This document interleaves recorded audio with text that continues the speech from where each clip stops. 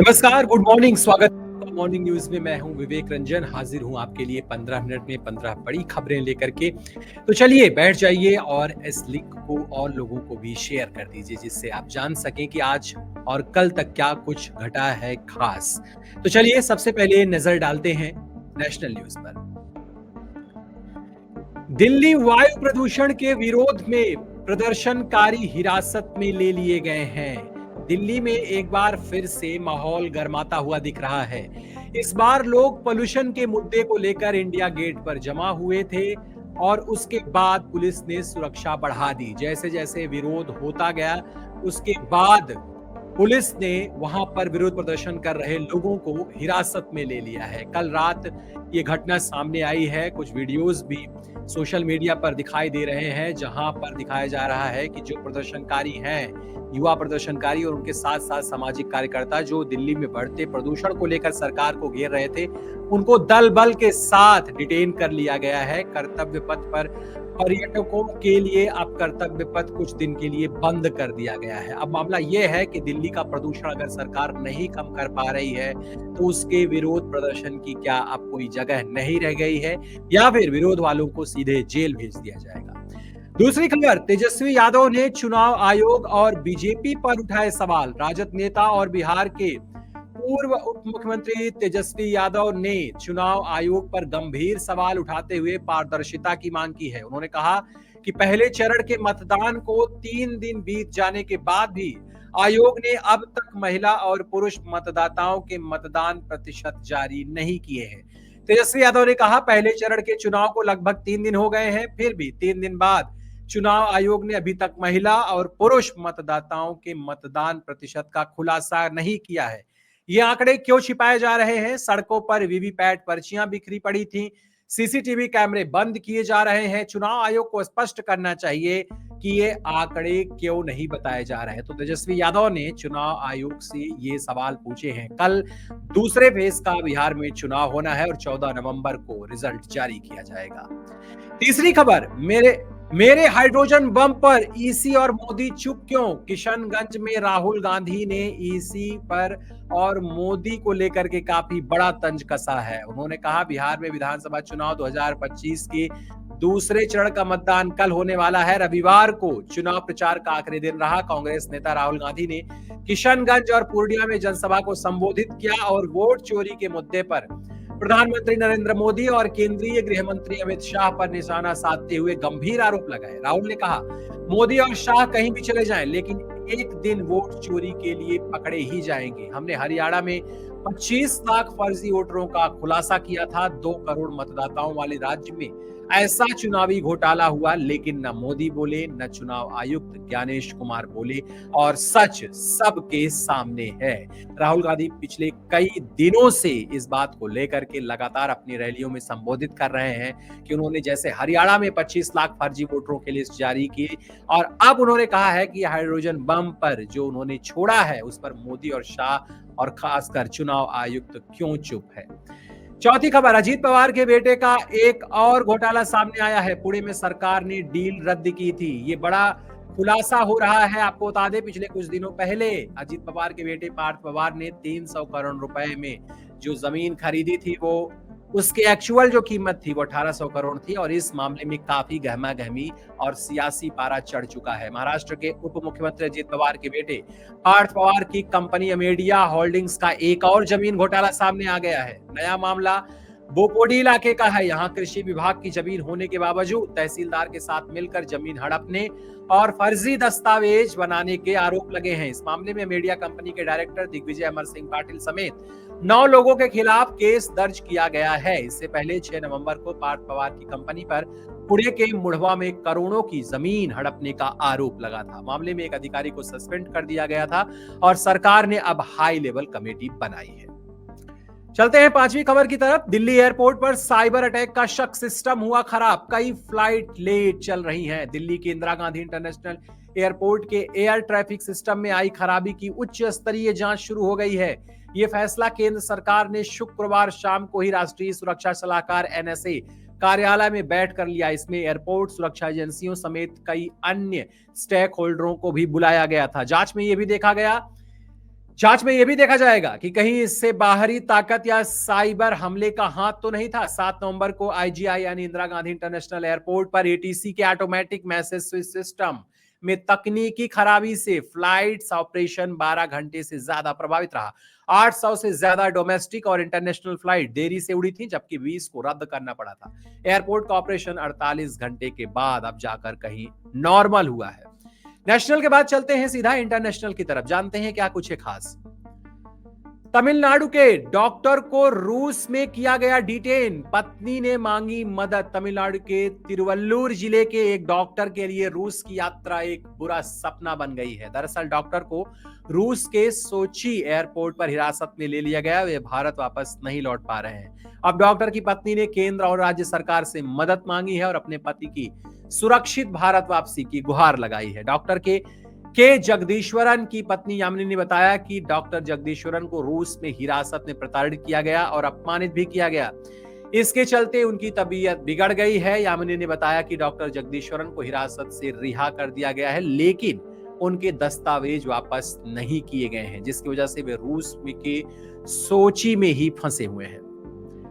दूसरी इंटरनेशनल खबर, आसिम मुनीर को सीडीएस बनाने के लिए पाकिस्तानी संविधान में क्या संशोधन होने वाला है?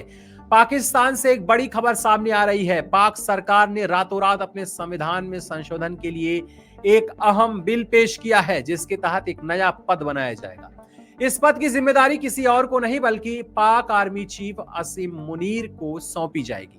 पाकिस्तान सरकार द्वारा प्रस्तावित इस नए पद का नाम रक्षा बलों के प्रमुख चीफ ऑफ डिफेंस फोर्सेज है। इस नए संशोधन विधेयक के तहत राष्ट्रपति प्रधानमंत्री शहबाज शरीफ की सलाह पर आसिम मुनीर को इस पद पर नियुक्त करेंगे। अब जानते हैं इसकी वजह क्या है। यह नया पद बनाने के लिए पाकिस्तान संविधान के अनुच्छेद 243 में संशोधन करने वाला है, जिसके लिए संसद में 27वां संशोधन बिल प्रस्तुत किया गया है। पाक सरकार का कहना है कि सेना के बीच बेहतर सामंजस्य स्थापित करने के लिए यह पद बनाया जा रहा है, जिससे तीनों सेनाएं जल, थल और नौसेना, वायुसेना सिंगल कमांड के अंतर्गत काम कर सकेंगे। चलते हैं स्पोर्ट की खबरों की तरफ। विश्व निशानेबाजी चैंपियनशिप में चमके अनीश भानवाला।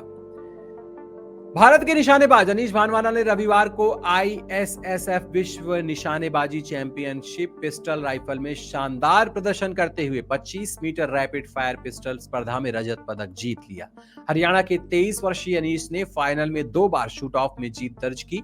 पहले उन्होंने तीसरे स्थान के लिए जर्मनी के मैनुएल म्यूलर को हराया और फिर यूक्रेन के मैक्सिम होरोडिनेट्स को मात देकर रजत पदक अपने नाम किया। अनीश ने क्वालिफिकेशन में 585 अंक के साथ दूसरे स्थान पर रहते हुए फाइनल के लिए क्वालिफाई किया। उन्होंने पहली बार विश्व चैंपियनशिप में पिस्टल वर्ग के फाइनल में जगह बनाई है। दूसरी खबर टी20 वर्ल्ड कप से जुड़ी हुई। टी20 वर्ल्ड कप के सेमीफाइनल के लिए 3 वेन्यू तय कर दिए गए हैं। आईसीसी वीमेंस वर्ल्ड कप 2025 खत्म होते ही अब अगले टूर्नामेंट की तैयारी शुरू हो गई है। भारत और श्रीलंका में खेला गया ये वर्ल्ड कप अच्छा साबित हुआ। अब इन्हीं दोनों देशों में आईसीसी मेंस टी20 वर्ल्ड कप 2026 का आयोजन होना है। फरवरी मार्च में होने वाले, यानी अगले साल फरवरी मार्च में होने वाले इस टूर्नामेंट के लिए वेन्यू शॉर्टलिस्ट कर लिए गए हैं। भारत में इस वर्ल्ड कप के लिए 5 शहरों को वेन्यू बनाया गया है, जबकि श्रीलंका के 3 स्टेडियम तय कर दिए गए हैं। इतना ही नहीं, सेमीफाइनल मुकाबलों के वेन्यू भी शॉर्टलिस्ट हो गए हैं, जिसमें भारत के 2 और श्रीलंका के 1 वेन्यू तय किया गया है, मगर मुंबई और दिल्ली को नॉकआउट मुकाबले की मेजबानी नहीं मिल पाई है। चलते हैं, जानते हैं फिल्मी दुनिया में क्या कुछ है आज खास। थलपति विजय की जननायकन पर बड़ी अपडेट सामने आ रही है। थलपति विजय की अपकमिंग फिल्म जननायकन को लेकर दर्शकों में जबरदस्त तेज देखने को मिल रहा है। इस फिल्म की एक अपडेट पर प्रशंसकों को इंतजार रहता है। अब फिल्म के ओटीटी रिलीज और उसके प्लेटफॉर्म को लेकर अहम जानकारी सामने आई है। कहा जा रहा है अमेज़न प्राइम पर यह फिल्म रिलीज की जाएगी। आखिर ओटीटी पर कब और कहां यह फिल्म आएगी? साउथ सुपरस्टार विजय की जननायकन आखिरी फिल्म हो सकती है, क्योंकि इसके बाद वो राजनीति में सक्रिय रूप से प्रवेश करने वाले हैं। हालांकि अभिनेता ने भी संकेत दिया था कि यह उनकी आखिरी फिल्म होगी। यह फिल्म सिनेमा घरों में मकर संक्रांति और पोंगल से ठीक पहले, यानी 9 जनवरी 2026 को सिनेमा घरों में रिलीज की जाएगी। तो ये थी बड़ी अपडेट इस फिल्म को लेकर। दूसरी खबर, जटाधारा की कमाई में गिरावट, हक की कमाई थोड़ी बढ़ी। इन दिनों बॉलीवुड से लेकर हॉलीवुड तक कई बड़ी फिल्मों ने बॉक्स ऑफिस पर दस्तक दी हुई है। एक और यामी गौतम और इमरान हाशमी की फिल्म हक ने लीगल ड्रामा के दम पर दर्शकों का ध्यान आकृष्ट किया है, तो वहीं हॉलीवुड की एक्शन से भरपूर फिल्म प्रेडेटर बैडलैंड्स भी सिनेमा घरों में ठीक ठाक कमाई कर रही है। इसके अलावा Jatadhara, the girlfriend, Baahubali the epic और थामा जैसी फिल्मों के बीच भी टक्कर देखने को मिल रही है। शाबानो केस पर आधारित हक, जो कि एक कोर्ट रूम ड्रामा, वीकेंड पर आगे निकल गई है। इमरान हाशमी और यामी गौतम की जोड़ी ने पर्दे पर ऐसी केमिस्ट्री दिखाई कि दर्शक थिएटर से तारीफ किए बिना नहीं लौट रहे। इसके बाद रविवार को फिल्म ने 3.8 करोड़ की एक मामूली कलेक्शन किया। हक ने अभी तक बॉक्स ऑफिस पर पूरे मिलाकर 8.9 करोड़ रुपए कमा लिए हैं। सुपर्ण एस वर्मा के निर्देशन में बनी इस फिल्म को वीकेंड का पूरा फायदा मिला है। ये साबित करता है कि मजबूत कहानी और दमदार एक्टिंग अभी भी दर्शकों के दिलों पर राज करती है। चलते हैं, जानते हैं क्या कुछ है अजब गजब खास आज आपके लिए। 500 के बदले मिले 1 करोड़ रुपए, ये तो अजब गजब एकदम खबर है। कैसे मिले? राजस्थान के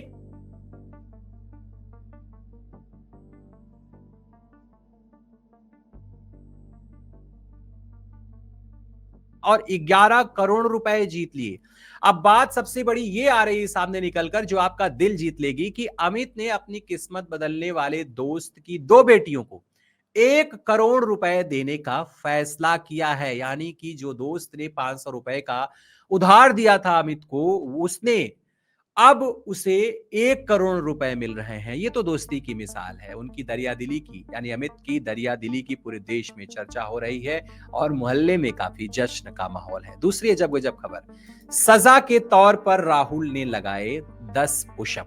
राहुल गांधी से जुड़ी हुई खबर है। मध्य प्रदेश के पंचमढ़ी में शनिवार को जिला अध्यक्षों के लिए आयोजित पार्टी प्रशिक्षण शिविर में देर से पहुंचने पर कांग्रेस नेता राहुल गांधी को हल्की फुल्की सजा के तौर पर 10 पुशअप्स लगवाने पड़े। पार्टी सूत्रों के अनुसार कांग्रेस शिविर में कड़ा अनुशासन बनाए रखा गया और प्रतिभागियों में समय की पाबंदी को प्रोत्साहित करने के लिए प्रतीकात्मक दंड भी लगाया गया। रविवार को कांग्रेस के रायबरेली सांसद शाम के सत्र में लगभग 20 मिनट देरी से पहुंचे थे, जिसके कारण शिविर प्रमुख सचिन राव ने उपस्थित लोगों को मजाक में याद दिलाया कि देर से आने वालों को दंड भुगतना पड़ेगा। फिर क्या था, राहुल ने इस दंड को स्वीकार किया और वहीं पर उन्होंने 10 पुशअप लगा दिए, जिसका वीडियो काफी वायरल हो रहा है। चलते हैं, रोज की तरह जानते हैं बाजार में आज कुछ क्या है खास। सोना चांदी की क्या है कीमत? दिल्ली में इस समय 24 कैरेट सोने की कीमत जो है वो 1,22,160 रुपए है। लगन का सीजन आने वाला है या आ भी चुका है और सोना लगातार गिर रहा है, लेकिन पिछले 4-5 दिनों से ये स्थिर बना हुआ है। ज्यादा मामूली गिरावट इसमें नहीं हो रही है। अब सोना एकदम स्थिर माना जा रहा है और अभी दिल्ली में जो इसकी कीमत 24 कैरेट सोने की कीमत है वो है 1,22,160 रुपए और वहीं पर 22 कैरेट का भाव 1,12,000 रुपए है। चांदी 10 नवंबर को 1,52,400 रुपए प्रति किलो पर अभी चल रही है। चलिए जानते हैं सेंसेक्स और निफ्टी। 2 दिन बाजार बंद होने के चलते सेंसेक्स और निफ्टी में थोड़ा उछाल आया है। आज सेंसेक्स थोड़ा बहुत बढ़कर 83,603.42 पर बंद हुआ है। वहीं निफ्टी भी थोड़ी बढ़कर 25,610.65 पर बंद हुई है। ये थी 15 मिनट में 15 खास खबरें। दिन भर हमारे साथ बने रहिए द क्रेडिबल न्यूज के साथ। और हाँ दर्शकों, आपको बड़ा इंतजार था कि काफी दिन से अशोक सर कहां पर हैं, तो आज से आमने सामने कार्यक्रम आपके लिए हम कोशिश करेंगे कि वह कार्यक्रम आज से शुरू किया जाएगा और जल्द ही आप उन्हें लाइव सुनने का मौका पाएंगे और काफी बुलेटिन्स, न्यूज पैकेज आपके लिए है। तो आप दर्शकों का इंतजार और आपके सवाल जो लाइव में आते थे कि सर नहीं दिख रहे हैं, वो हमारे बीच में है और आज से वो कार्यक्रम आपके लिए पेश किया जाएगा। तो हमारे साथ बने रहिए। इसी तरीके से और कार्यक्रमों की जानकारी हम आपको देते रहेंगे दिन भर न्यूज और द क्रेडिबल हिस्ट्री के साथ। देखते रहिए राजनीति और अन्य खबरों के साथ काफी कुछ अपडेट्स, काफी कुछ बुलेटिन और न्यूज पैकेज आपके बीच होंगे। दीजिए इजाजत, नमस्कार।